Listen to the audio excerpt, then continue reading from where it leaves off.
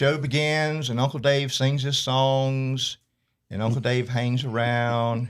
Uncle Dave sings some more songs. Uncle Dave don't leave. We have the good time like we always do. And at the end of the night, Uncle Dave is standing there and Aunt Lynn screaming, "Get your in the car. They're running us out." Well, sometimes you can't. You can't leave. You can't stop a good thing. Can't leave. It's a fun place. It really is. And you can't stop a good thing, and you can't load up a griffin. This is the expert.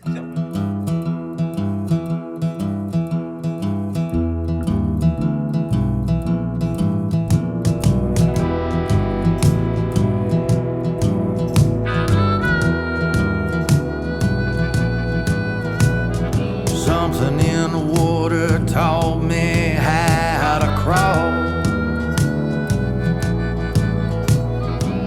Something in the water taught me how to fall. Hello, welcome to another episode of Something in the Water podcast. I'm Sean Clark, here with Uncle Dave Griffin. And tonight we have the Cooper brothers from Brunswick, Georgia, Randy and Rodger. Hello, y'all. How you doing, Uncle Dave? I'm good. Good to be here. It's good to have y'all. It's good to have y'all. R&R. R&R. And I just want to ask our watchers and listeners and y'all, what do you get when you put, what's the word when you get two Coopers together? We're all cooped up, maybe. No, it's called early. Because they was here 20 minutes before any, 30. we have a kind of a loose arrangement here, but We're we always musicians. shoot for 6 p.m. with our 30 minutes after we say we're going to. when we tell our guests, y'all come on over. We'll start up at about 6 o'clock with supper and drinks, and then we'll get on into it. But these guys was here at 22, so. And the other thing, So Dave was just waking up. I was just getting out of the shower. But the other thing you get when you put two Coopers together is a band, right? That's true. That has been said before. Yeah. So, But Uncle Dave, I got to remind you, when we showed up here, we wasn't here for a podcast. We was here as the FBI looking for you. tell me it ain't so. I don't think that introduction went over so well because we was escorted back in the front yard and the door shut. Okay. Well, Justin, he's very protective of me and Sean. I like and him already. He said, if you start bringing up past misdemeanors to Justin, he's gonna get turned up. And he's gonna be escorting a few people out too. Don't take no wooden nickels. No, but we are glad to have y'all. Folks, it all started with me was I'd play a gig over in Brunswick area, and then me and my wife would be heading back to Waycross. So this little bar kept popping up in our peripheral. You can go ahead and say dive. Yeah, well, it is a dive bar, and I say that in a very No positive way offense because taken I at all. love dive bars. Yeah, that's a great Love dive bars, and it sometimes has a negative connotation, but in this case, it is the sweetest, best dive bar in a long range of miles. Yeah, it's the Boondocks, originally called the Blue Bar over in Brunswick, Georgia, on the Blythe Island Highway Road, and we'd stop off in there and kept seeing this guy running the karaoke because they had that, Friday, Saturday, or just Friday, Saturday? Wednesday at 8, Friday and Saturday at 9. Okay. And by all means, if you haven't been or if it's been a long time since you have been, go because it is a hoot. It's a good time. It is a big time, and it's just there's just lovable family type people in there, the same folks, and you never can tell what you're gonna get when you walk in the door. Really, Never know. And that adjustment especially From the when light to if the you dark. played the 4 to 8 and it's still bright as all get out front, and you walk in, and it's as dark as it takes you about 30 seconds to be able to see. And I love it that like in that. a bar. And I love the smell of a bar too. So you can tell I've been doing this for a while. It's cleaner than alcohol and stale cigarette smoke. That mixture right there. I'm getting all excited, man. Calm down.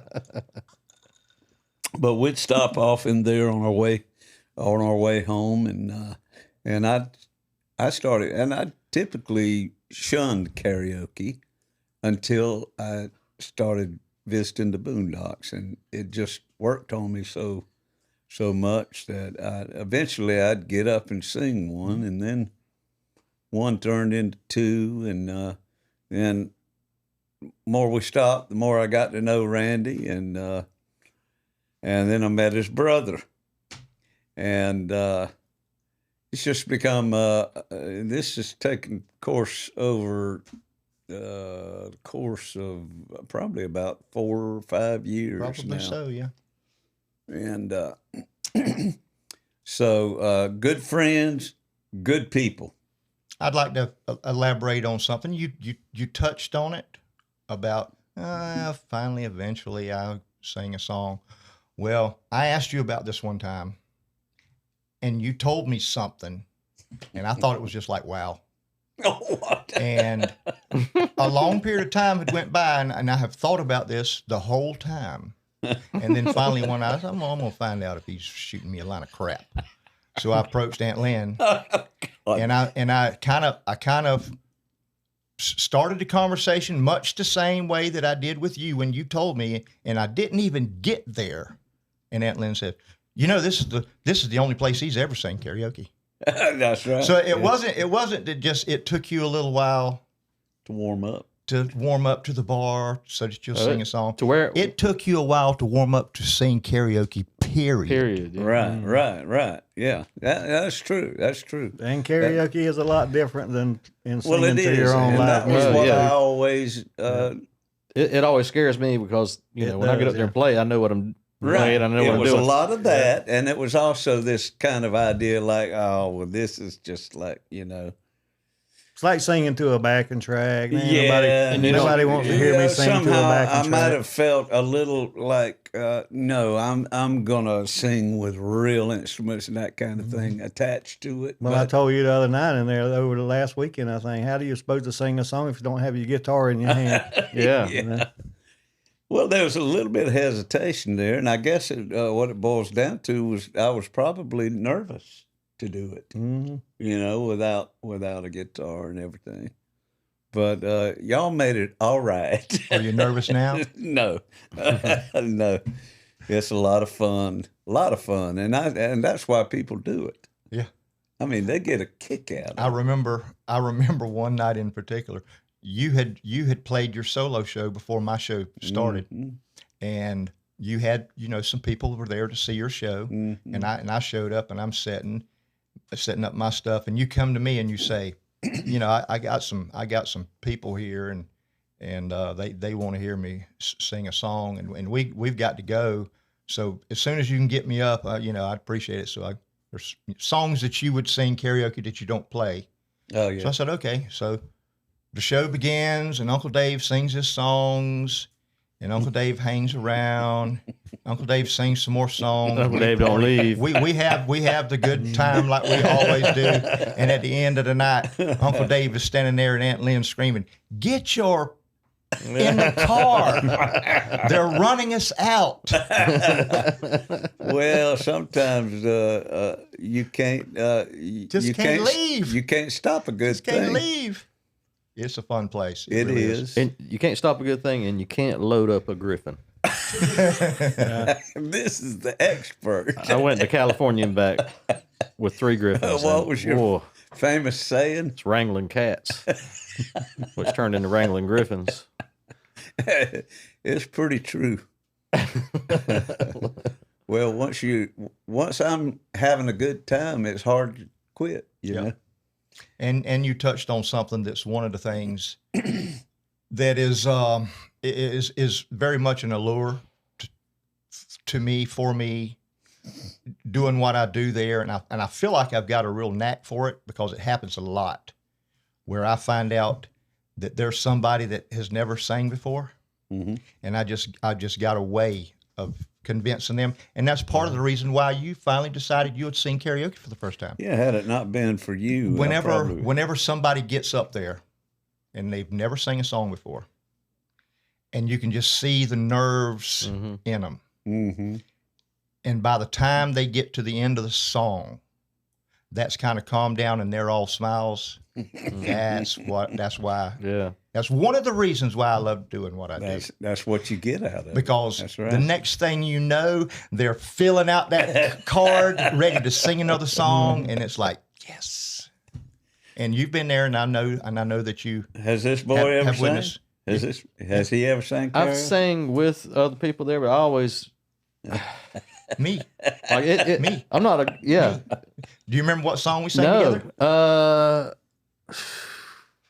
It's just coming back to me that I sang with you. It's all coming back to me now. It was one I knew because I already knew the words. I can't remember what it was.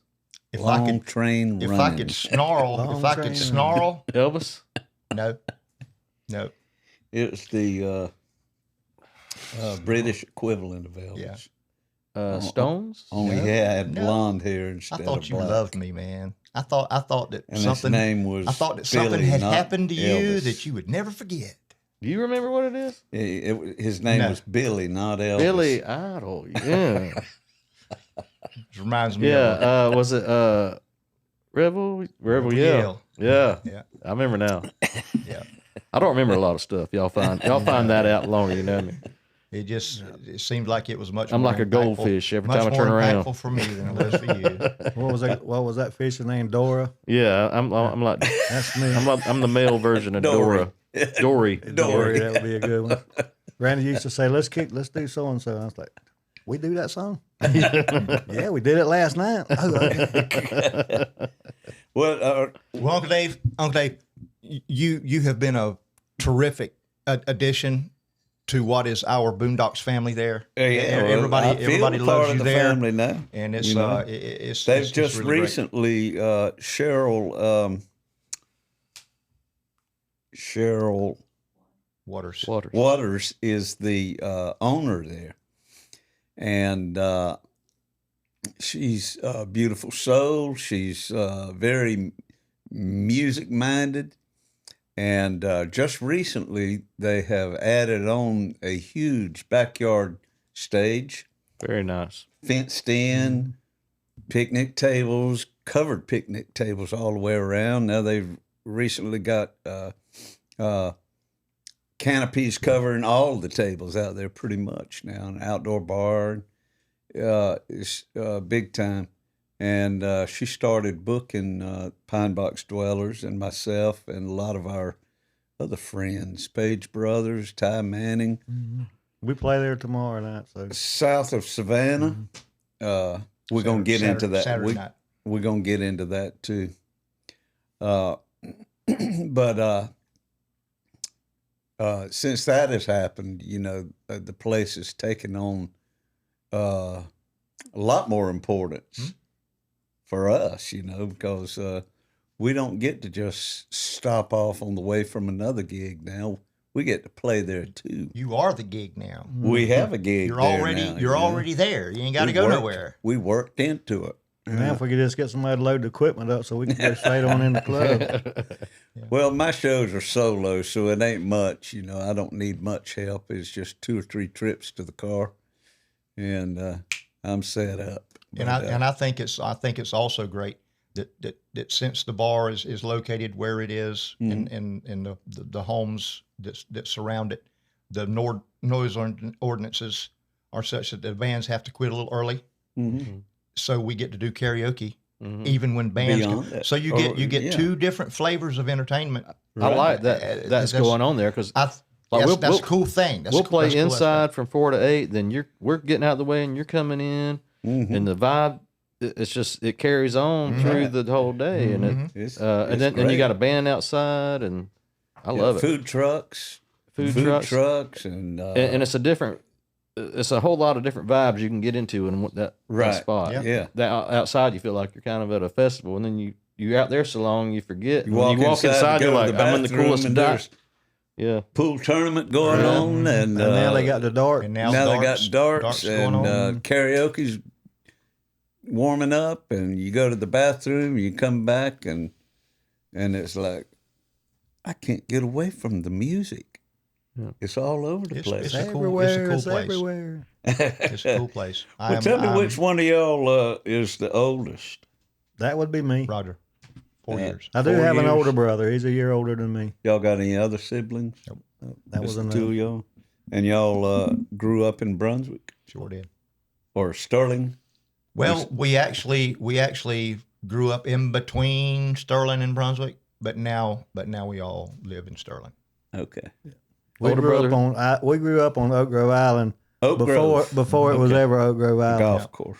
Yeah. Well, that's where the golf course is. Yeah. Yes. Right. When we lived there, it was a little dirt road and None of that. all woods. None of that existed when we were growing Right. up there. Awesome. Yeah, we used to play in the woods back there where the trailer park is behind it now, and now Oak Grove Island with a big gated community and all that wasn't there back in those days. How was y'all's? I know you mentioned that your mother was just heaven sent, and I can say that about mine too. And that's a wonderful thing to have as boys growing up, to have a mama who's just a saint, you know. Yep.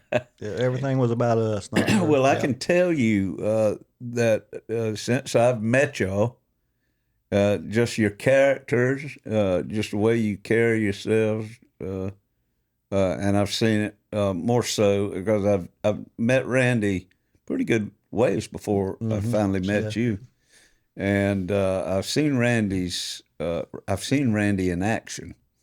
And you've got you're a very genuine, caring soul, you know. And I've just seen it so many times. I've seen this side of you, and you pick that up. The only way you can pick that up is from being raised right. Right. you Well, know? I can tell you, and I've said this many times, that me and my two brothers, we were just the luckiest three little kids, because there's one thing that I always understood, that we was raised by a mother and a father who dearly loved one another. Mm-hmm. And the only thing that either one of them could possibly have loved more was us three kids. I thought you were the only two. No, I got Older- one more he's- older we got I an brother. said they had an older older brother. Got an older brother. I got you. Is he an So R? that's where that comes from. Is he an R Is he too? Ricky? Ronald? He's a Carl. Carl. Okay. That just don't make sense. Ronald is actually our dad's name. Okay. Okay. And his my son. son's name's Ronald. Ronald, Randy, Rodger, Carl. Yep. And their kids are Ronald, and there's a Randy from the oldest brother. His Okay. son is named after me. Boy, that's like family reunions and just a ball of confusion. It is, yeah. We've got it figured out. Randy, pass me the potato salad.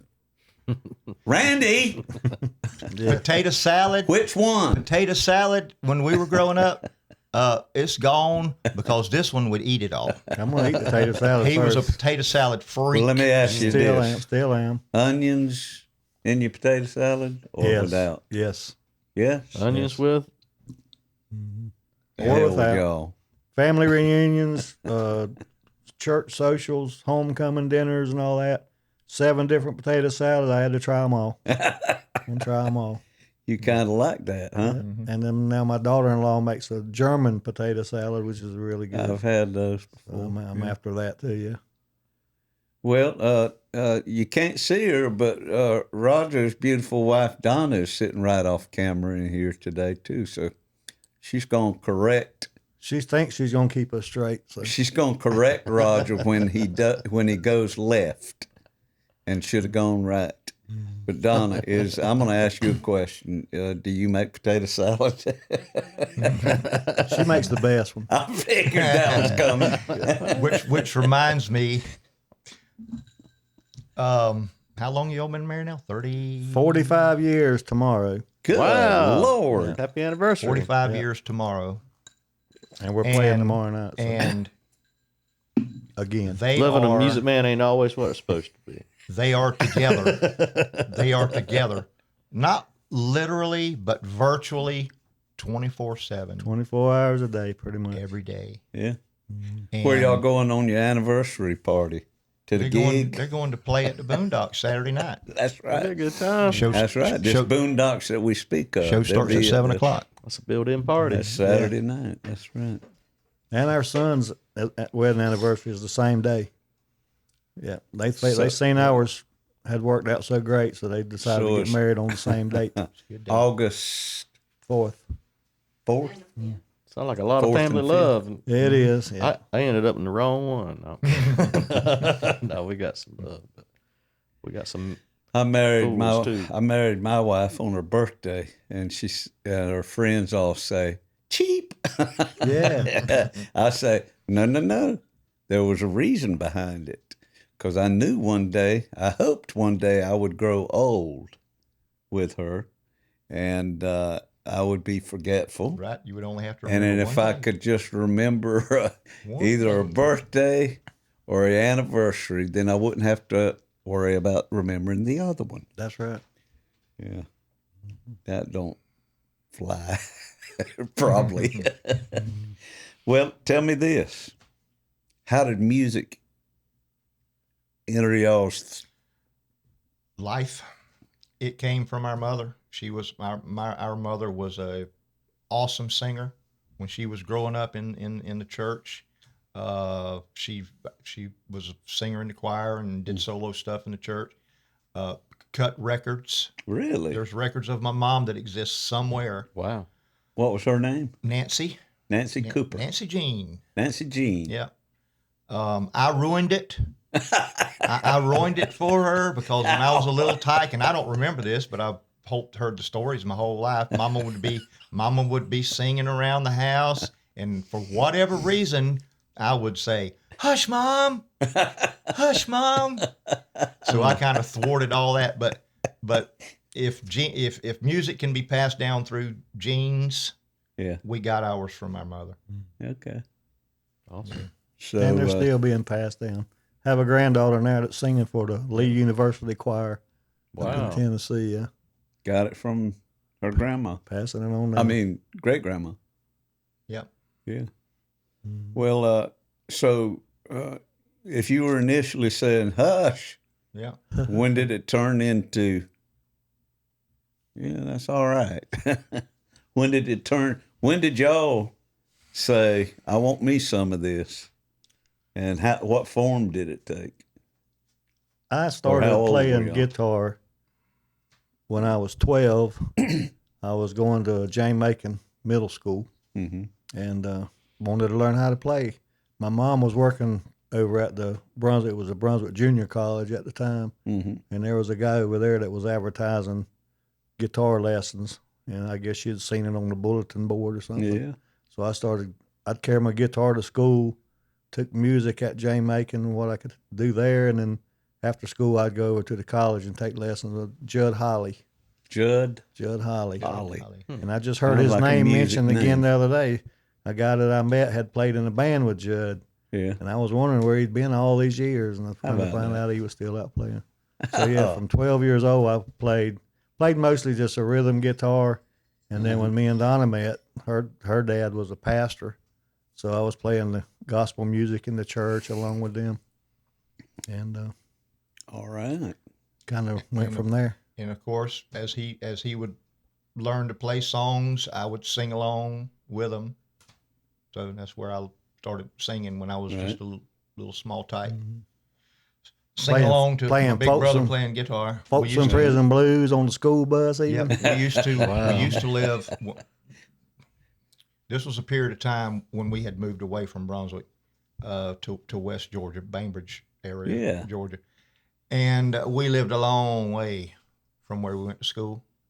And there was another guitar player that lived right down the street. Mhm. So this guy, Bill White, and Roger would play their guitars on the bus, Uh-huh. and the whole bus would just be singing. I've Wow, seen that's I've seen cool. Delta Dawn and Bad Leroy Brown. 1,000 times. He Yeah. says, That's awesome. because of the Baddest whole, man in the whole town. town. Yeah, the whole school. So bus that would be have been the singing along. 70s? Yeah. Yes. In Yeah. the 70s? Yeah. Why'd y'all move to Bainbridge? Well, my father was a civil service worker Mm-hmm. and worked at the Navy base, Glencoe Navy base there in Brunswick. Well, it shut down, and he was transferred to Lake Seminole. Corps of He was Engineer a- job. He was a heavy equipment operator. That's all he ever done. Okay. All right. And while we were over there, I think we were there for like 13 months. And in that time, they were transitioning the Glencoe Navy Base into what is now the Federal Law Enforcement Training Center. Mm-hmm. So just as soon as that reopened, we was right back Back in home Brunswick. again. Yeah. Mhm. Yeah. I bet you that felt good coming back home. Oh yeah.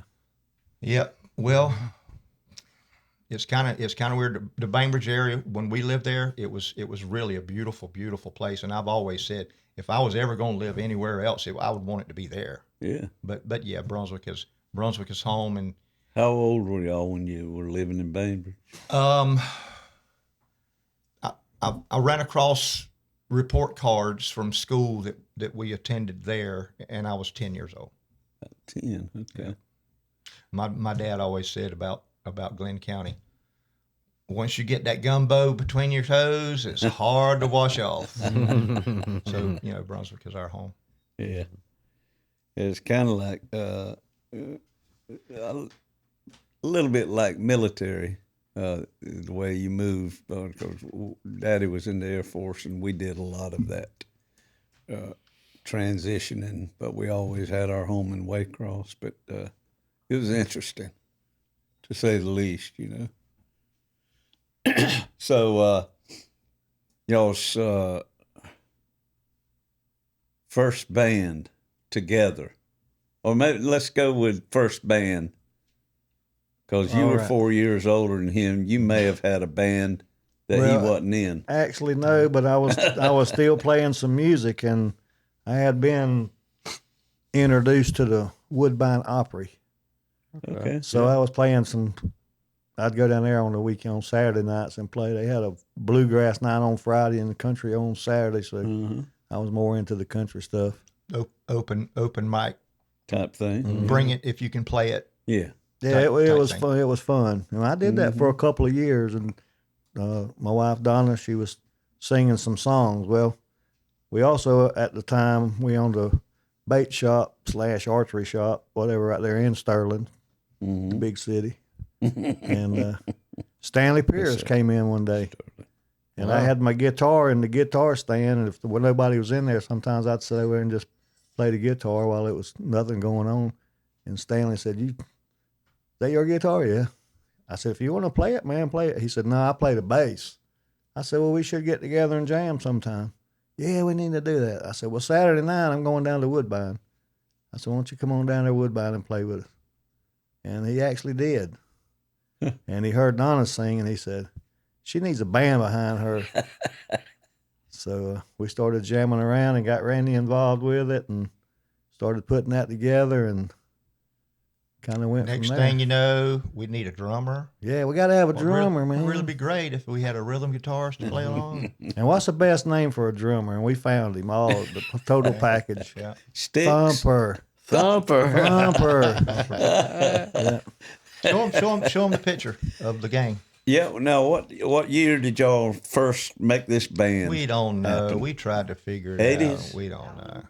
No, it was. We 90s? waited till our kids were grown and Yeah. gone Lord, from y'all the house really- before we were Y'all already really put it off. we were Yep. really antique before we started playing band music. So Yeah. Hold up that big picture. I was on a first date. The date's really easy to remember because I had just celebrated a birthday, and Silver City Band. Yeah. Let's see.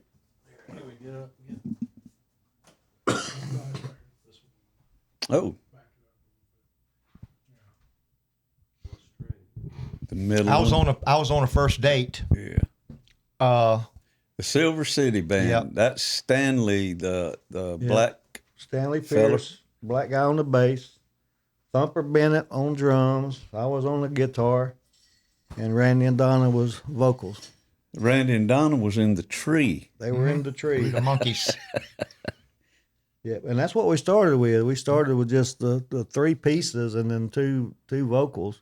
Then we eventually added a rhythm guitar player. We're kind of opened it up where I could do a little bit of the lead stuff. Mm-hmm. And Silver City Band. yeah, And that was out of Brunswick. And y'all played all over, or just mainly in It's Brunswick? just, you know how it goes. It just eventually starts growing. Start spreading out. We never did any major big time traveling, even though we would go just into Alabama. We played Oak Tree Festival. Is that what it was? Was it Oak Festival? Tree Festival? Tree Festival. I forget the name of the little Alabama town. Yeah. Played a gig or two in South Carolina towns, down in Florida. Yeah. But we didn't go Just enough. Yeah. Just enough. Yeah. How many years were you together, you reckon? Probably 12 or 13 Yeah. years we did it. That's a nice little haul. Yeah. it is. And then Randy fell in love, and he kind of left the band, and we got another front man. You and ever still been played. married? Twice. Twice? I got you beat. Been married twice, yeah. Yeah. As a matter of fact, it was one of my wife's, the second one, that I was on the date with, and it was the first date. She wanted to go to this karaoke bar. So I went, and we were there, and she had friends, and they were all singing, and I'm sitting there, and I'd never sang in public before, unless you call on the school bus singing publicly when I'm a little tyke. And they was all night long, "Hey, you sing a song, sing a song, sing a song." So finally, right at the end of the night, I got up and sang my very first song on October 19th, 1997. It was the first time I ever had sang in public. How about that? And I fell in love with it like a lot of people do. Where was the bar? It's a little place called, was it PJ's? I think it was called PJ's in Brunswick in the Winn-Dixie Shopping Center. It's a Thai restaurant now or something like that. Yeah. But it was nothing but karaoke. That's all that they did there. It was a great little karaoke bar too. Yeah. So it, just one thing led to the other. And when Stanley and Roger got together and singing songs with Donna, it just all blossomed. Mm-hmm. So who broke the band up? It was me. Like Roger said, I fell in love and Fell in lust. He fell in lust. Well, what's the difference? Fell in bed. I went to Canada. Oh, no, well. Couldn't just follow her across the county line or nothing. No, hell no. Yeah. Let's go straight to Canada. Well, that was an international romance. Yeah, it was. And when all of that ended, Roger, like he said, they had replaced me and was doing other things. When I came back, I didn't have a role and really didn't want a role at that time. So the next thing I know, I'm being asked by Cheryl to. How many years that. you been doing that now? The last weekend of this coming September will be 7 years Oh, okay. that I've been there doing that. Yeah, not terribly long, but that's pretty good. Still It's good. a pretty good stint. long time Pretty good stint there. to be 7 at years one place. and A karaoke DJ. Yeah, that's pretty good. Yeah. Yeah. That's I've known you at least half of that time. probably so. Yeah. You missed the best show though. The nights I had to fill in for him at the karaoke show. When was that? Yeah, I've had to do that 2 or 3 A times. couple times. That's interesting. That's a whole. I'm telling you, It it's is. a whole new world. It is. I don't know. I mean, as long as I've been doing music, I would just be lost. Like, what am I supposed to be Well, doing? you're good at it too. Well, thank I you. know You You Thank you, are. And that's what. And you're loved. Too. It's like I told. Everybody there. It's like I always told the band. Our job was to have fun. Get on that stage and do what we do, and have fun, and just invite the crowd to have fun along with us. That's what And it I boils down carried that to. into my karaoke thing. Yeah. And I tell people, and I hope Cheryl don't watch this. They pay me to party. Well, she's not. Because I just try to have as much fun as I can, and do everything that I can to try to make it as much fun for the people that's there. And that's just what I do. That's how I go about it. That's the best way to look at it. We're entertainers. It's just fun.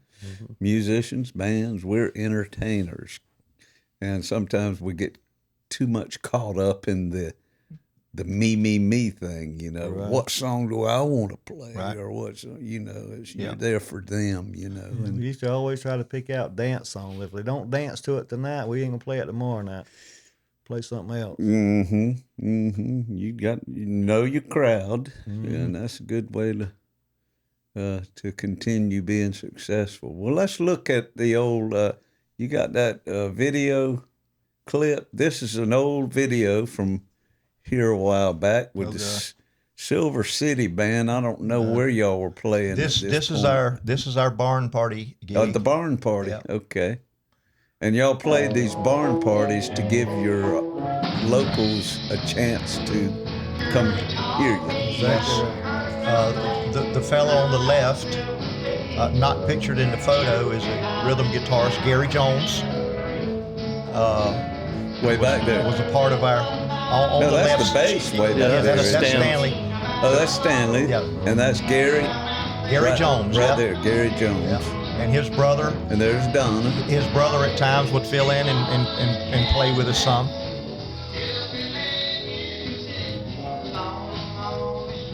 And that's Randy That's me. doing the lead singing. And yeah, y'all had somebody had a Confederate flag. What's that? Southland. Southland Band. They had their. We came into this party. It was their gig, and we came in and done some music. I got you. Look out, Donna. There's Donna. Donna. She's sparkling. She's sparkling. That is at Miss Francis's, right? Yeah, Donna be sparkling. yeah. Donna used to cut up on me. But look how spiffy we are. Yeah, y'all Look how spiffy got it we down. are. matching baby. outfits. Yeah. And where's that's the drummer back there, and that's Roger over there behind you, right? Yeah, that Yeah, would they be got me right tucked there. over there in the corner. Playing the Fender. Yeah, Uncle Dave, Y'all look sharp. I am freaking shocked that Roger's even here. This is not his kind of thing. What, a Bobcat? Not his. Oh, he's a I'm on it. natural at it. I'm on it, Yes. bro. Y'all both seem very natural at it. Y'all seem like brothers. We are brothers. We're brothers. We had a lot of fun times there at that spot, Uncle Dave. It was one of those kinds of things where we would have cookouts and people would bring covered dishes and all of that kind of thing, and it was a party before the music was just part of the evening's festivities. And the one thing that I really, really, really loved about it was all the little children Oh yeah. running around, dancing, and having themselves a ball. That just made it truly exceptionally fun thing to do. And we had Stanley's laying it down back there. Stanley's on it. Stanley was my brother. That was our brother from another mother. yeah. We had a black bass player in a band that I was in from about 86 through 88 or so. His name was Napoleon Williams, and his claim to fame was he had played with Cornelius Brothers and Sister Rose How about that? way back in the day. Cool. I think he was. We called him spinning the truth a little bit on one of our gigs. So I can't say that was true either.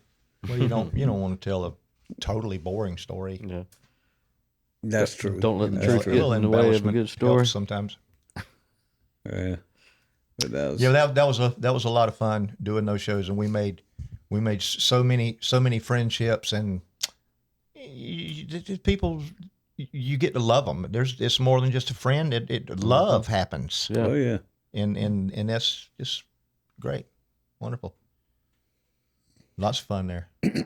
Well, that was the Silver City Band Yeah, Silver City Band. back in the day. Back in the day. Why do we call ourselves Silver City? Yeah, what's up with Because that? we're from Sterling. Wow. Silver City. Sterling has been referred to as Silver City. Yeah. Okay.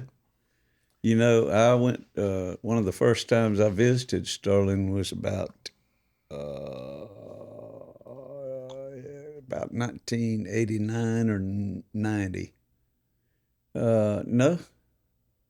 Well, it might have been 91. There was a feller there that was a renowned author by the name of Stanley Booth, who lived in Sterling, and he had written the autobiography or the biography of the Rolling Stones. He'd hung out with them on tour. From Sterling, Georgia? And lived in Sterling. He wasn't from Sterling. He was from Cogdale, which is about 9 miles outside of Waycross, turpentine country, in between out that highway, like you go in the back way to Homerville. And he grew up there. His mother was a elementary school teacher here in Waycross, but eventually they moved around a lot and wound up living in Memphis, Tennessee, and different places. And he became a blues enthusiast. And he never played, but he was a writer. He Wrote about it. He wrote about it. He went to school in LSU, and long story short, he became a writer and was writing magazine articles for Playboy and GQ and getting his little commissions here and there. I've never read any of his articles out of Playboy. You never have? No. He just bought it. He just bought it for the pictures. I understand. How you reckon? Did they make Braille copies of Playboy? Oh boy! For folks that can't see. I wonder how that would work. I think it says tail. And how can they pleasure themselves if they're too busy with one reading, holding the magazine and all? Nah, it's impossible. It's impossible. All right. That's deep in material, folks. Yeah, we'll stay out of We there. need to move on. Who does that? Next. Uncle Dave always goes where you shouldn't go. Yeah. But Could you please clean that before I read it? clean it. That's heck. it. All right, that's it. That's it. They're That's like, all for that Or one. they're like, Let's move on. Oh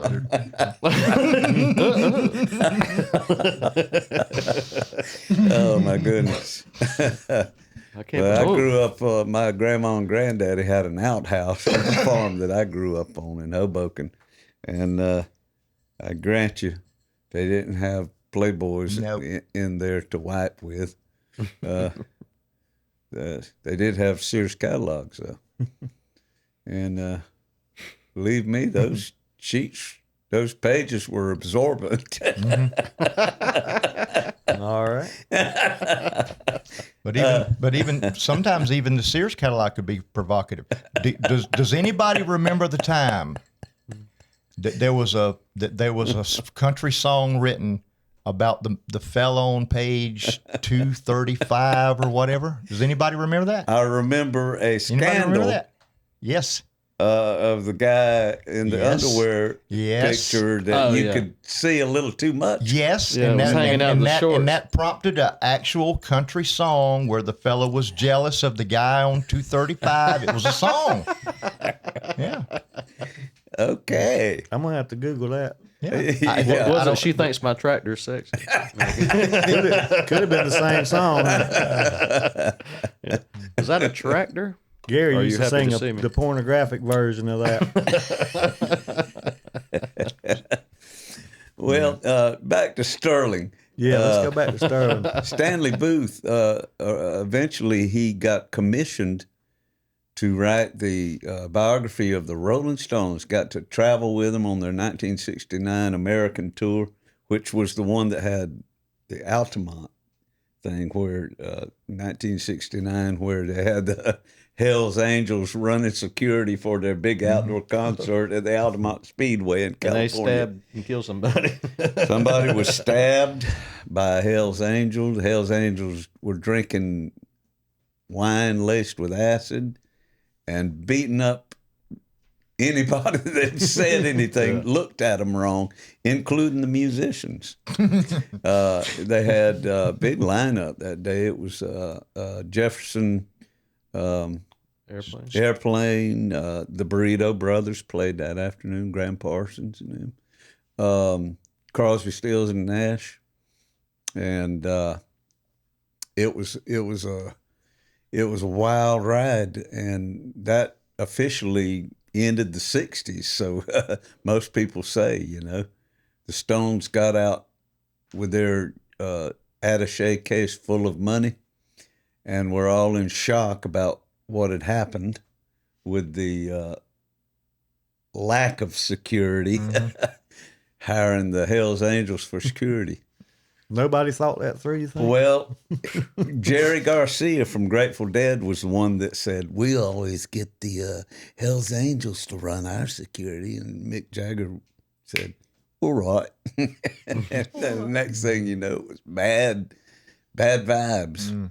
But anyhow, Stanley Booth was at the center of all of that. And what they did throughout 69, throughout that tour, they rented house in Los Angeles, and it was like rock and roll central, and everybody that was anybody came and partied there with the Stones, and they rehearsed there. And then they'd say, we got a show this weekend in Chicago, so they'd take a flight from LA to Chicago, play the show, fly back to LA, and go back to their home away from home. And that's how they did it all through that tour. So this little guy from Cogdale was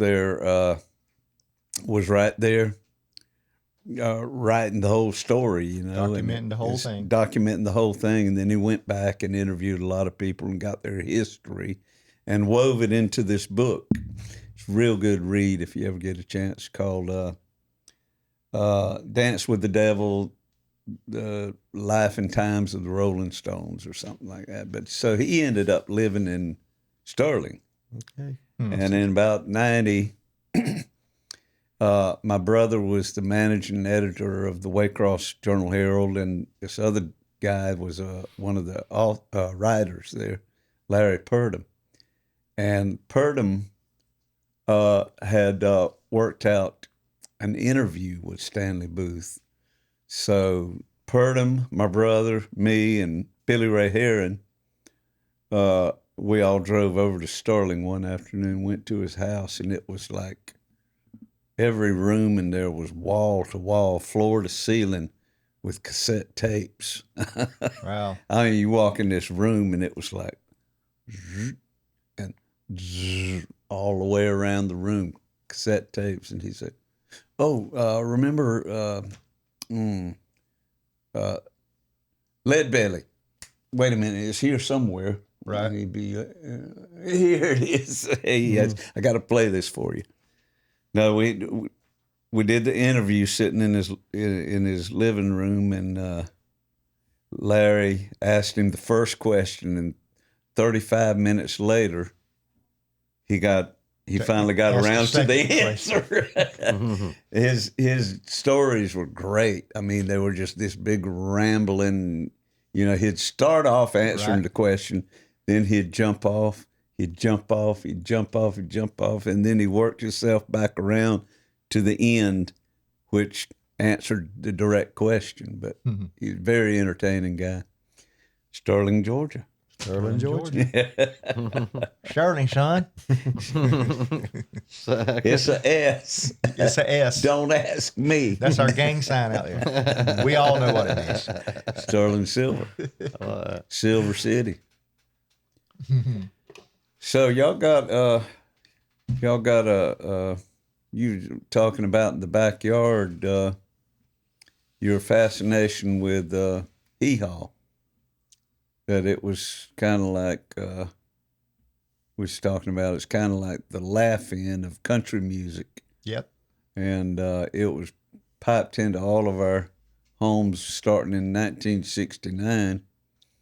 And y'all were avid watchers because you liked country music. Yep. Number one. Well, it was a And comedy show. Yeah, and your family, it was family friendly. Country music oriented. Yeah. And old Buck Owens was right at the core of that, him and Roy Clark. Yeah. And Grandpa Jones and all those kids. y'all were avid watchers. So can y'all replicate a song from that for us? Any song. Where, oh, where Are you tonight? Why'd you leave me here all alone? I searched the world over and I thought I found true love. You met another and you were gone. Just like it was yesterday. I tell you, can't escape it. My daddy used to watch that. We'd get home from church and go over to fellow church members' family's house, and they'd sit back and say, "Y'all's coming on." I'd be like, "Oh, brother." Oh my God. One of the things that probably I've come to appreciate more as I've gotten older, it just took it for granted when it was happening, was the absolute artistry of Roy Clark. Oh God. Him doing the little segments that he did. I still remember from my childhood a couple of things that he did was just pull out a chair, pick out a random someone from the audience, give me a line in a song, make it up. And they would give him a line in a song. And he would think, and he'd play a couple of notes, and he'd sing a song with that in it. Oh my God. And That then was on here? Yeah. And then another thing that he would do that just left an indelible mark was somebody in the crowd pick a song for him to play. Somebody else pick another song for him to play, and he would play them both at the same time. That's crazy. You could literally just, if you listen for the one song, he's playing that, and then you listen for the other song, he's playing that, and I just never forgot how that was is. a Chet Atkins maneuver there. Yeah. Which is kind of, it's not the same thing by any means, and Roger alluded to it a little bit. The what he did learning from 12 years old how to play the guitar and stuff, and meeting Donna and playing with the church. They had the Christian television ministries where her father would preach, and her family would. Her sister was a pianist, and Y'all Roger. had a TV show? Yeah, Really? yeah. Was it on out of Brunswick? Yeah. So it was local? Yeah. Yeah, it's called them CMT, CMT country Christian music. Yeah. CTM, Christian Television Ministries. Yeah, they were. Oh, okay. Well, Roger was the guitar guy, Yeah. and he was the only one. Y'all still, can you find stuff like that on I don't even know if in it's the on back YouTube. I might can find it on broadcast or YouTube. I something don't like know. that on It's even YouTube or something? Well, doing that, playing this, making this music so that the family could sing, Roger kind of developed a unique style of guitar play, where he would have to play the rhythm and the lead too. Well, that's Chet Atkins. And I heard a lot of people being in, once we got in the music industry and listening to Roger play, and they say, you got a really unique kind of style. I never really heard anybody play kind of like, just like you do. Right. And I've heard that a lot about the way because he had to play both the rhythm and the lead. kind of hurt me on my lead part, on my lead rides, because I still do that. Well, he Even had though we played, got other guitar players, and I don't Yeah. have to do that now. I can just play the lead, but I don't.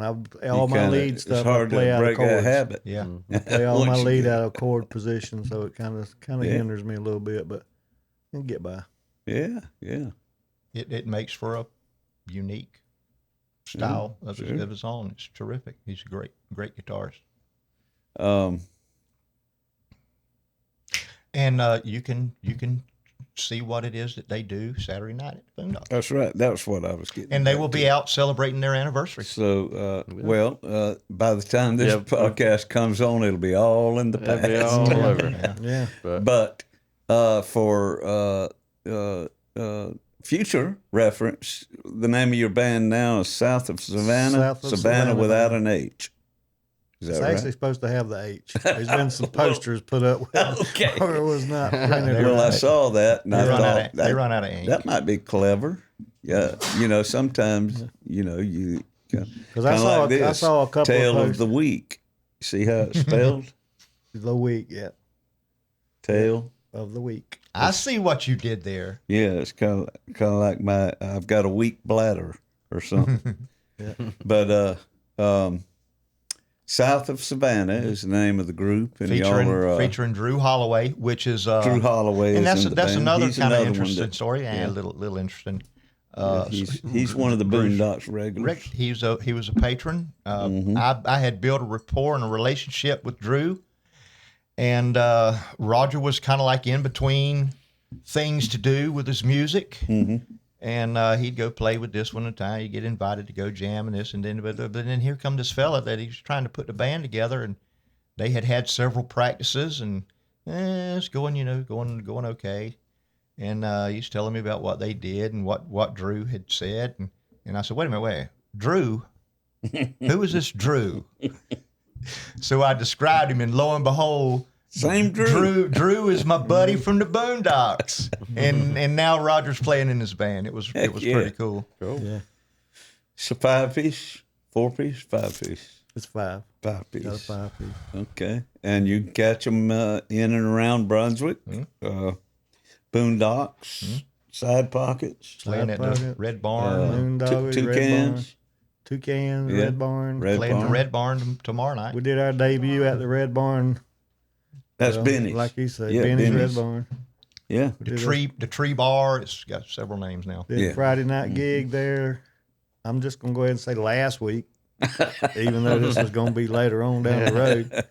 Played there last Friday night, and they called us back, wanting us in there again this Friday night. So we'll be back well, good. this Friday as well. Yeah. That's good. And You know how it is. It takes playing and getting people to talk about you, and getting it just word of grows. mouth It generated. grows. It What starts kind of music y'all to do? blossom. We're predominantly country music. Predominantly country, but And you Drew has kind a- of little bit of variety. Yeah, throw a little bit of some southern rock and roll in there. Yeah. Not a whole lot, but Drew's a country man. He's Okay. originally from either Austin or Dallas. He just had a birthday. He did 50. I was there. Yeah, you seen all the Yeah, I saw it. 70s, all the We got 70s there. guard. Oh, that was the day that I played early. So I got there, and he and his wife, girlfriend, Girlfriend. were decorating. I said, "Whose birthday is he?" He said, "Mine." I said, "You decorate your own party?" He said, "It's a surprise." and he probably said it like that said- because he is really He's quiet. real dry. He said, "I'm gonna be real surprised when I come back in here on the day." But it was a 70s themed disco party. They had disco balls and disco ball straws, and they dressed up in costumes too. Yeah, had the 70s I got up and hair, sang. the 70s hair wig. Yeah, they had the wigs on, and after I played, I think we did leave to go hear y'all. Yeah, y'all left for a And while. then when you we came back, the party was still going on. The birthday party was. So I said, "Randy, what do I sing? I need a 70s song." And he, of course, Randy's always say, "Sing Free." Sing All Right Now. And I said, All right. "No, that was 60s, or it might have been 70s." I said, "I need a good disco song. What do I do?" I said, "Barry White." So, yeah. And you did quite well on Barry White. Well, I might got add. to do that.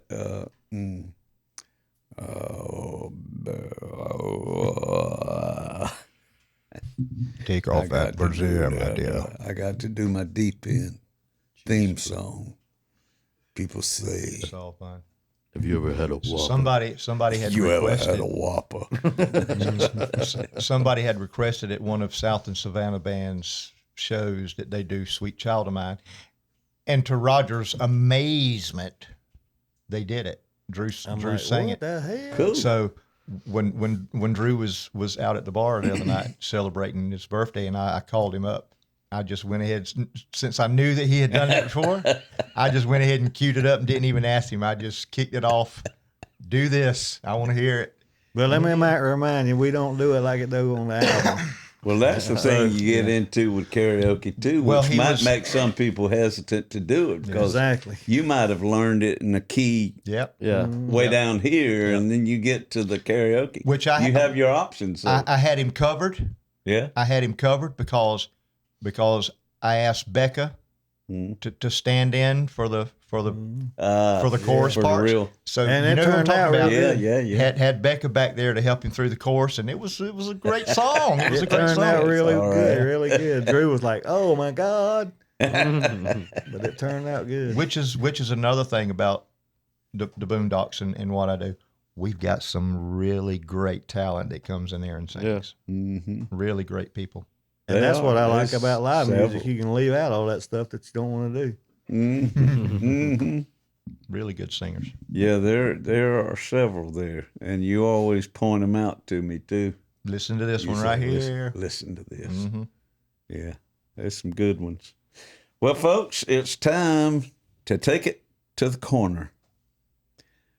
Make sure that all the kids are asleep now, because this is going to be good. Provocative. Well, this is a story that none of y'all know a thing about, but it's just a story, and it really happened. Lee Pine Room Newell. Now, talk about that. That was a name for a band member. Lee Newell.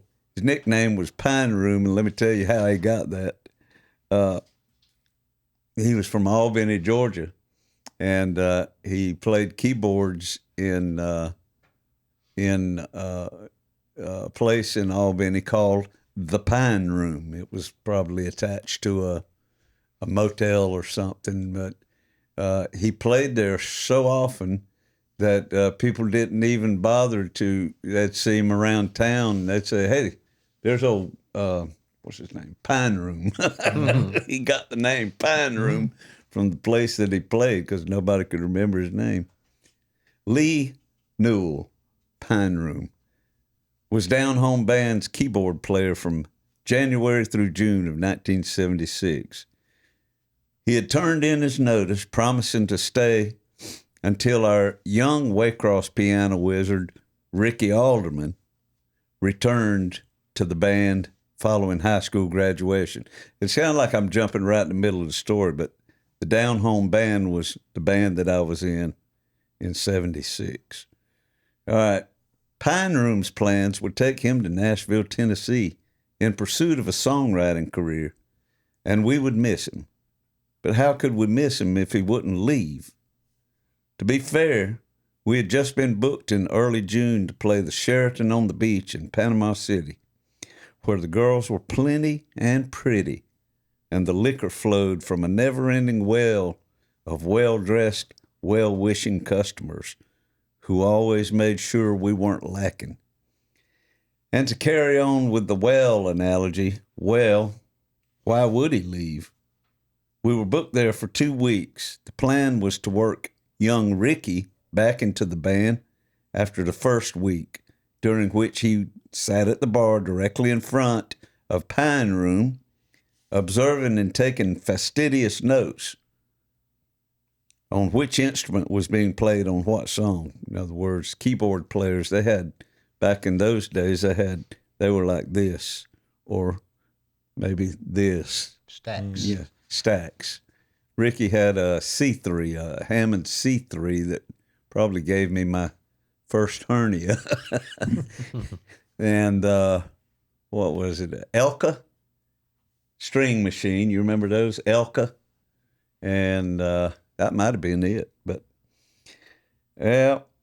week 1 turned into week 2, and Pine Room was still there in his baby blue double knit suit ensemble and trimmed goatee, looking like a younger, inebriated Wolfman Jack, drawing snarly jabs from our lead guitarist, Joe Shear, who was more than ready for the change of the guard.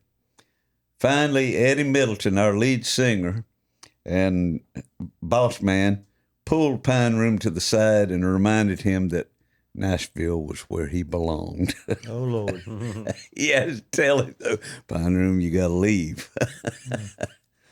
Down Home Band had just hired Waycross drummer John Randall Smith a few weeks earlier, and upon Ricky's return, we were a full-fledged Waycross, Georgia backup band. After Panama City Beach, we returned to our home away from home, the King of the Road Lounge in Valdosta, to ready ourselves for our first visit to the fabled Macon nightclub, Uncle Sam's. Uncle Sam's in this picture right here was not the original. I searched the world over. Thought I'd found. No, I searched the world over for Uncle Sam's last night on Google, and there was nothing from my day. So this is what it looked like in probably 1991. It was kind of like an Elks Club maybe or something.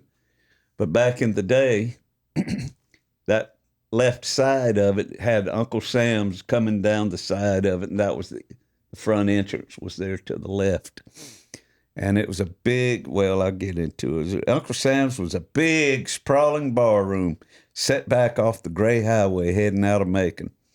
Unless Charlie Daniels was in town recording at Capricorn Studios, we were always put up directly across the highway at the funky retro-style Courtesy Court Motel. My room was fourth one from this end right here. That was my room. The one with the crime tape. I didn't never notice the dormers up top there. It wasn't 2-story rooms. I don't know what those are. Probably where they hid the cameras. Yeah, hid the camera. Well, they had little wall heaters and the old rotary dial telephones in each room. And inside Uncle Sam's was a long stage that covered the rear wall of the club. As in most hot spots in the 70s, there was a DJ booth tucked along the side wall. In this booth worked a DJ who had spent his entire life worshiping at the shrine of Elvis Presley, playing his records and deifying the king to everyone that he met, whether they listened or not. Next time we returned to Macon, he had took to packing his shirt down inside a huge gold buckle wrestling belt, continued to morph into his idol as we returned over subsequent months and well into 1977. The last time I saw him, he had dyed his hair jet black and was sporting a heavy pair of pork chop sideburns and rock star sunglasses. In reality, he just looked like a pudgy little hobbit with bad teeth. But in his mind, he was most assuredly the king of rock and roll. Thank you very much. After the breakup of the Allman Brothers in '76, keyboardist Chuck Lavelle, bass player Lamar Williams, and drummer J-Mo Johnson, along with guitarist Jimmy Knowles, formed a jazz rock R&B fusion band calling it Sea Level, as in C. Lavelle, Chuck, and signing with Capricorn Records in Macon. By '77, Sea Level were prepping for their second studio album, Cats on the Coast, and had added guitarist Davis Causey and singer-saxophone keyboardist Randall Bramlett, two former members of King David and the Slaves, a rhythm and blues horn band made up of late 60s University of Georgia students, which included Down Home Band's bass player, T. Wayne Scarborough, on the right there is playing rhythm guitar, and lead vocalist Eddie Middleton, who was to replace the guy in the dark shirt in the middle. That's Randall Bramlett there, wow. Circa 1966 probably. They were the heyday of blues music. They had that 3-piece horn section, keyboards, bass, drums, rhythm. And Randall Bramlett is kind of like the man. He went on to actually become something. He plays regularly with Steve Winwood from, you remember Steve Winwood, big time. And when he left this band, Eddie Middleton from the group that I played in later years in the 70s replaced him. And the guy on the far right was our bass player in Down Home. So that afternoon in Macon, Georgia, we set out on a Saturday from the Courtesy Court Motel, heading to a Macon neighborhood where Chuck Lavell's home was located. I knew we were in the right place as we descended the staircase to the basement turned rehearsal room, flanked by gold record after gold record by the Allman Brothers, hanging ceremoniously on the wall. Sea Level were going over the songs which would make up their soon-to-be-released Cats on the Coast album. So dialed into their rehearsal, they didn't even seem to notice the Down Home boys standing hip-deep among Macon, Georgia's rock, rhythm, and blues royalty. It's just a story, folks. He made it up. I didn't make it up. That was the first time I saw that band, though. Lord have mercy, they were good. They were good. You're reading your little thing there. It reminded me of something we were talking about before we started recording, about once you get into this business of music, you start meeting all of these people, and It's fascinating. Your mind over time just gets filled with story after story after story, stories you've heard, stories that you've told, because you get to just live it all over again. That's the whole reason I it's just started. a never ending. The whole reason I started blogging back then. I blogged for about 2.5 years. I can't remember how many I did, but I did one a week for about 2.5 years. So You just need an outlet quite a for few. all of this that's And going it on was in like, your head. what have I got to say? A friend of mine over in Valdosta said, you need to write a blog. And I said, when? And that's kind of how this came about. It was because Justin. Well, Justin kept pushing it. He said, you need he to said, read let's do a one of your podcast. You guys one do of it. your blogs And then- at the end of every episode, and that's turned into and still not out of them. Still got some to 4 years later. fall back on. How long have you been doing this? Justin is off camera. He's the production manager for this. Justin Mercer, we call him Turned Up. Turned up. Turned up Mercer. No, I've been doing it the whole time. I met Sean back several years ago and got to know Dave and everybody else through him. And I just approached Sean to do some audio video work with him. And been messing with him ever He's since. been started off shooting videos of talent, regional talent, Yeah, he come out of the military and then got into video, and he just wanted to video music performances, live performances, and that's when you come. When we met. The original ones was Justin on a camera and carried on holding the this boom. big boom mic, Right. and because he was not static, he was just like MTV, Up and down the guitar neck. and she was following. She was pretty much static, Yeah, holding it to wherever the singing. singer playing was, going. But that was their early stuff, called Caution. It's on Caution Light Media. Then he had the Facebook, Uncut YouTube series. page, and then had an Uncut series and Live from Swanee Drive series, and he's recorded several bands' albums right here in this room too.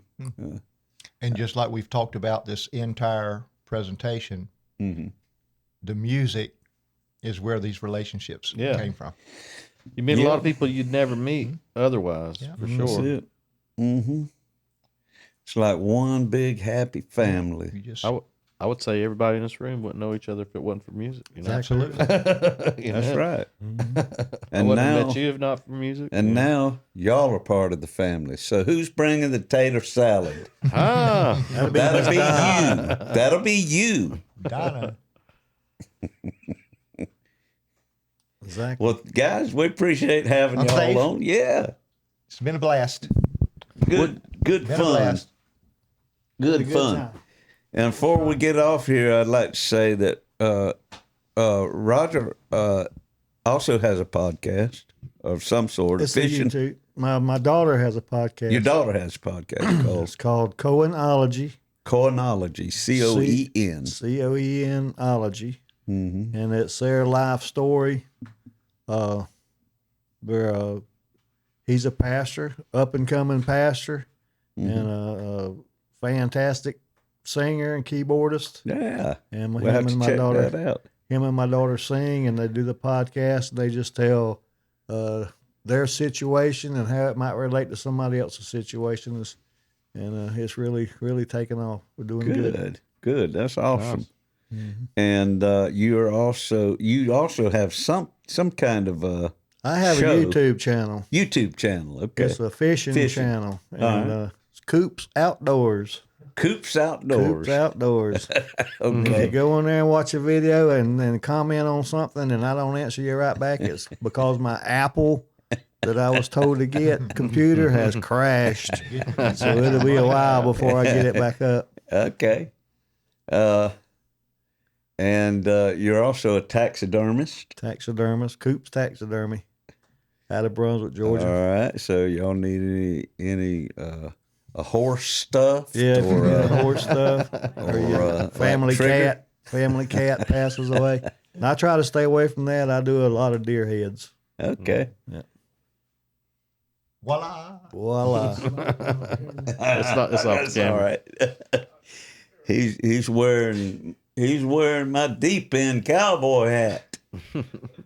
That's a Dwight Yoakam deer if I ever seen him. Exactly. Silver belly. And one last thing before we go, the hat you're wearing. That's I call it my Stetson Bennett hat why. because he's my man. Okay, so it really ain't his. It's not really his hat. But if he wanted to wear it, I would let him wear it. Three-peat. What is it? Three-peat. Do the ass thing. Yeah. Sterling sign. Sterling. Three-peat. Yeah, they're going Go to be a Dogs. three-peat this year. For Go sure. Dogs. 3 feet. Go Dogs. And go Something in the Water podcast. And Something Go- in the water. go y'all for watching it. Way to go, y'all. Pine Box Dwellers. And appreciate y'all listening and watching. And please like and subscribe and share. We appreciate that. If you do that, it kind of helps us, you know. It kind of puts us out there and gets us more algorithms. And shout out to Justin, because if it weren't for him, they wouldn't be no out there. Yeah. That's right. It would It be would all just in be here. here. Yeah. It'll just be right here. Be all in here. That's right. We thank y'all, though, and urge you to step on over to patreon.com and check out our Something in the Water podcast, The Deep End. It's $5 subscription rate. $5. That ain't nothing. That's 2 candy bars. One candy one bar. candy bar. Well, you 2 for 1. You got to go with the king size. Yeah. That's But $5. it's what I'm getting at is ain't much money, and I promise you, it's a whole lot tastier than a candy bar. That Deep End is. Dave takes his shirt You off. can sink your teeth into that now, and you don't have to worry about gaining any weight. But we do thank y'all, and we'll see you next time.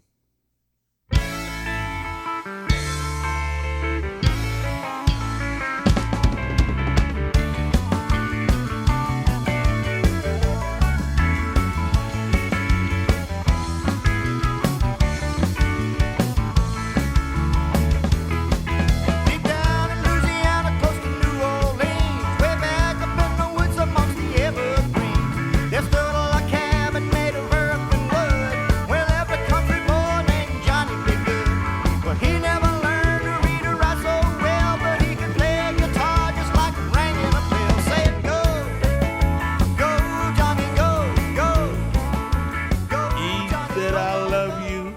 till I die.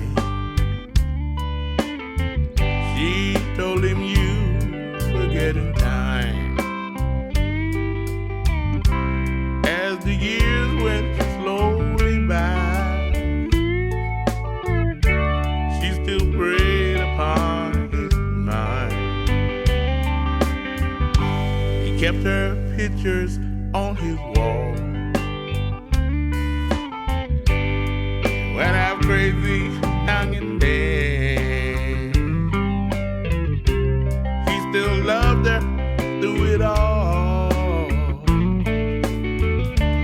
hoping she'd come back again. Bright lights of the town,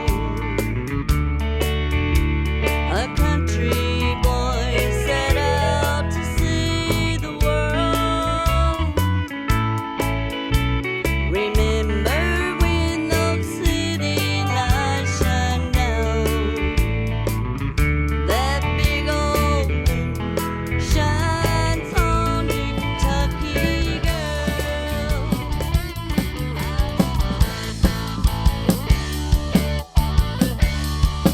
I was cutting a rug down at a place called the Jug with a girl named Landa Lou. And in walked a man with a gun in his hand, and he was looking for you to do.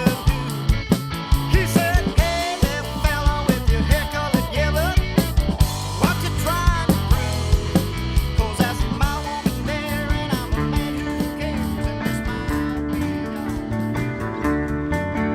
Way back up in the country, back in the hills, down in the hollows where the folks are real, living with the crazies and the old wildcats, sawed-off shotguns and coonskin caps. That's where I'm from, and I'm proud to say we're from the country and we like it that way. When the cold black water finds its way across through your veins, it just might seal your fate.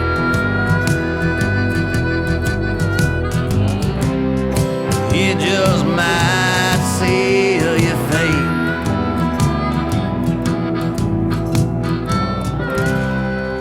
It just might seal your fate.